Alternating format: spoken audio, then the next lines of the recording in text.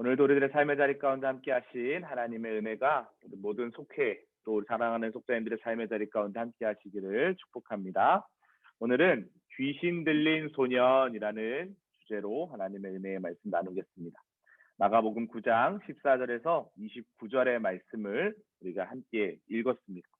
오늘 본문 말씀 바로 전의 이야기는 영광스러운 모습으로 변형되시는 변화사 사건에 대한 이야기입니다. 예수님께서 천국을 먼저 제자들에게 경험시켜 주시는 장면이죠. 베드로, 야고보, 요한과 함께 예수님이 산에 오르셨습니다. 그곳에서 너무나도 아름다운 모습으로 예수님의 모습이 변형되었죠. 제자들이 이렇게 얘기합니다. 이곳에서 초막셋을 짓고 우리가 살고 싶습니다. 천국은 그렇게 좋은 곳입니다. 그런데 예수님께서 다시 세상으로 내려오셨습니다. 9절에 보니까 산에서 내려올 때에 이렇게 기록되어 있죠. 산 아래로 내려왔는데 오늘 이 주제, 귀신 들린 소년에 대한 이런 논쟁의 상황이 눈앞에 펼쳐져 있는 것이죠. 변화사 사건 후에 예수님이 돌아오셨을 때 상황이 어떤 상황이에요? 제자들과 율법학자들이 서로 논쟁을 벌이고 있는 상황이었습니다. 이런 상황이었죠. 한 아버지가 자신의 자녀가 귀신에 들렸습니다. 그러니까 제자들에게 이 아이를 좀 고쳐주십시오라고 데리고 오게 된 거죠. 그런데 안타깝게도 제자들에게 이런 치유의 능력이 나타나지 않았습니다. 그래서 오늘 예수님은 오늘 본문을 통해서 제자들을 꾸짖고 또 그 치유의 능력이 나타나지 않은 이유가 결국 믿음이 없었기 때문이다라고 이야기하시는 장면이죠. 믿음의 기도가 얼마나 중요한지를 오늘 본문을 통해 이해할 수 있습니다. 자, 예수님처럼 치유의 능력을 발휘하려면 그럼 어떻게 해야 할까? 세 가지로 한번 살펴보겠습니다. 첫 번째는 논쟁하기보다 믿음의 성장을 해야 한다라는 것입니다.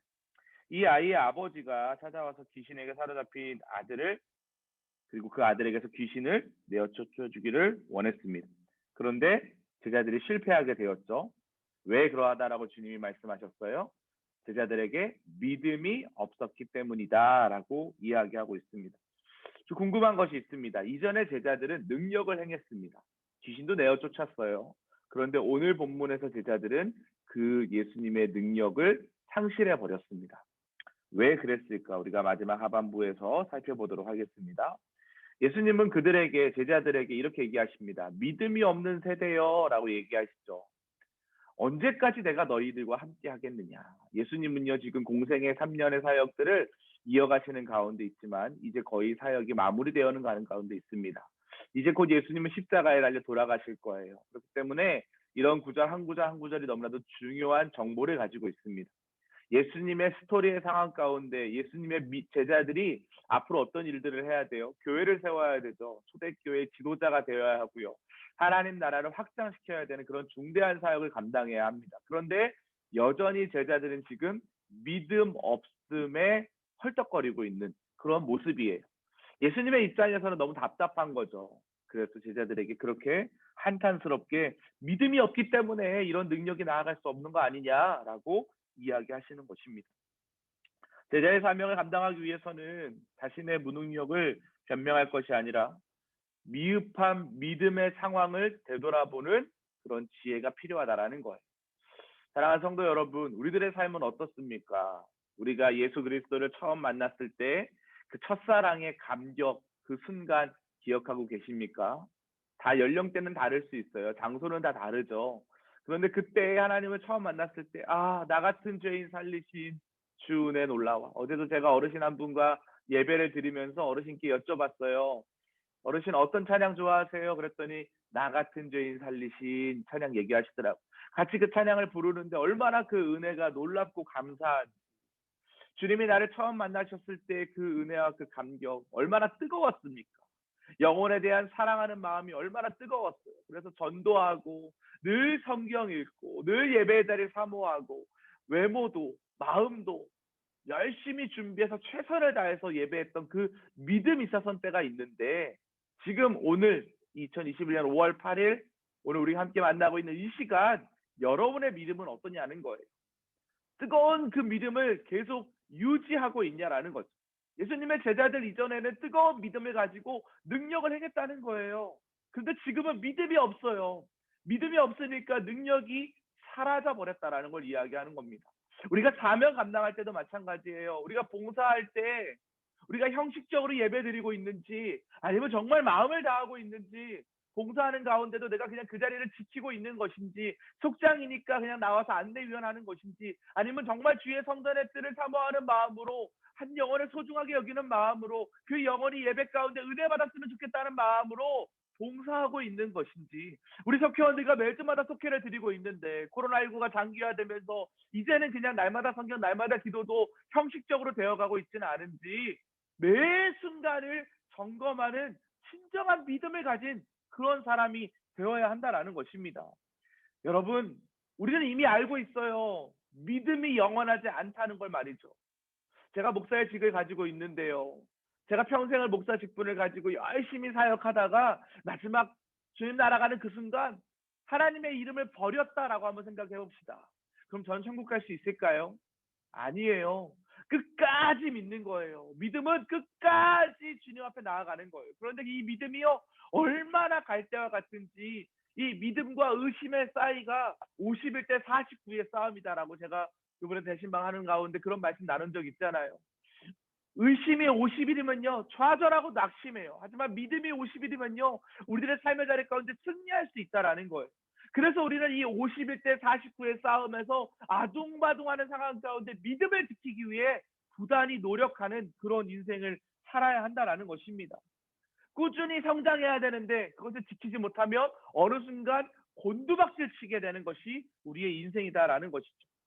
사랑하는 성도 여러분, 믿음의 자리를 사모하시기 바랍니다. 특별히 마가다락방 특별새벽 기도회가 내일 여는 예배로부터 시작이 되죠.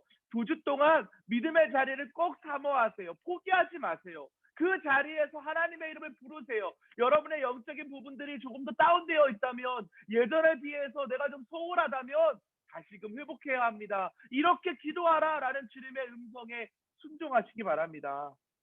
날마다 우리의 믿음의 상태를 점검하는 믿음의 자리로 나아가야 한다라는 것이죠. 두 번째로, 불가능이 없는 믿음을 가져야 한다라는 거예요.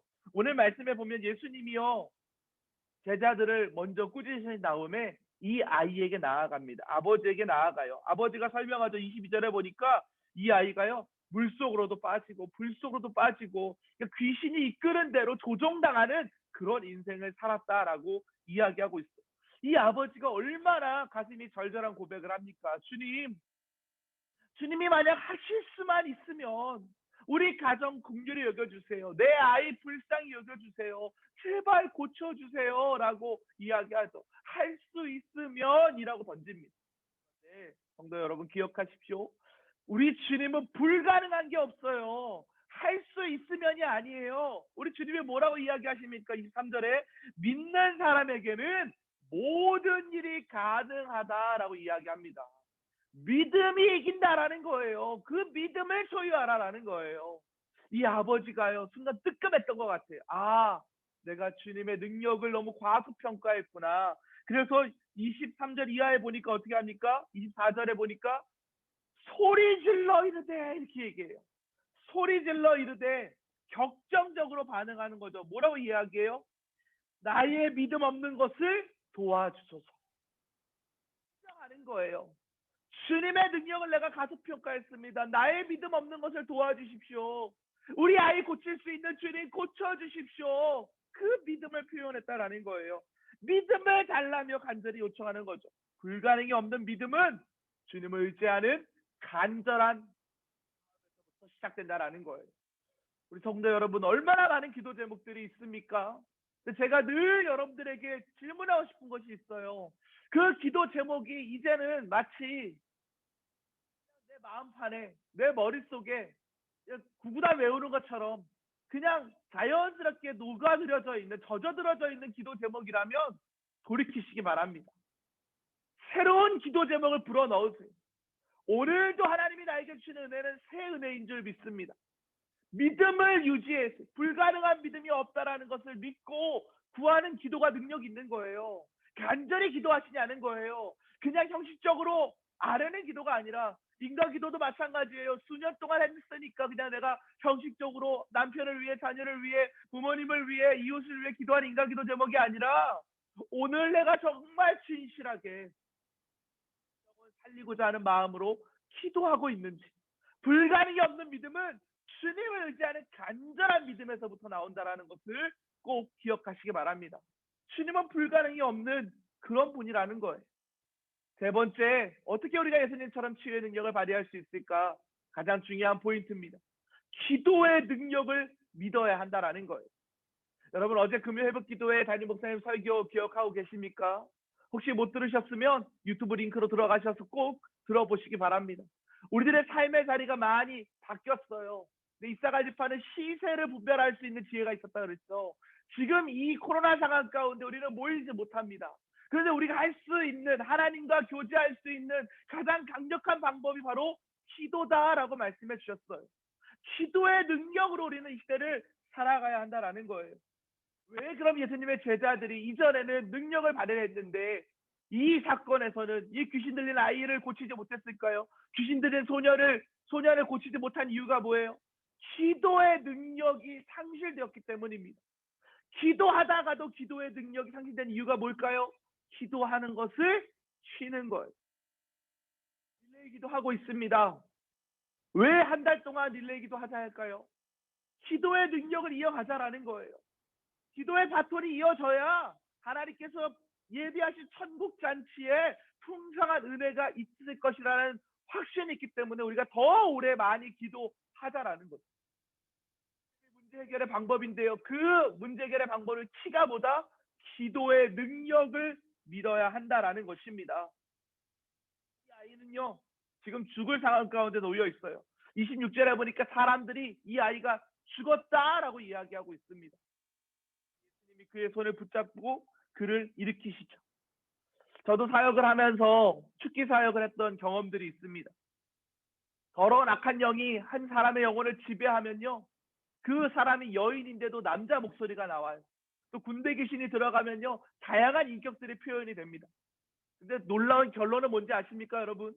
보혈 찬양 부르고요, 말씀으로 기도하고요, 뜨겁게 하나님의 이름 예수의 능력을 구하면, 나사렛 예수 그리스도의 이름을 구하면 더러운 귀신은요 쫓겨난다라는 거예요.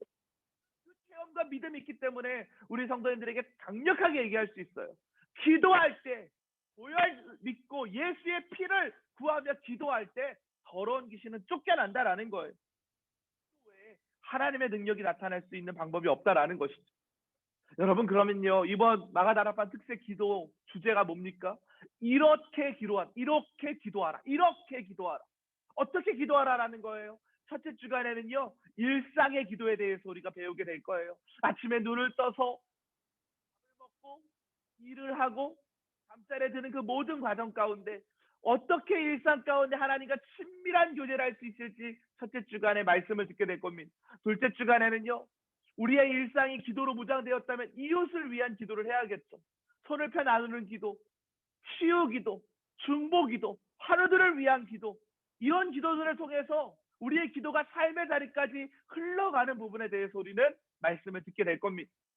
기도의 능력이 있음을 믿으시기 바랍니다. 예수님이 제자들에게 말씀하셨어요. 예수님의 제자들이 물어보잖아요. 주님, 왜 우리가 그렇게 능력을 발휘했는데 이 아이를 고치지 못했습니까? 예수님이 뭐라고 이야기하십니까? 8절 보세요. 제자들이 조용히 묻되 어찌하여 너희 그 귀신을 쫓아내지 못하였나이까? 이르시되 기도 외 다른 것으로는 이런 종류가 나아갈 수 없느니라. 아멘. 기도해야 될 이유 명확한 줄 믿으시기 바랍니다. 여러분의 삶의 자리에 디프레스 되고 있습니까? 무기력하십니까?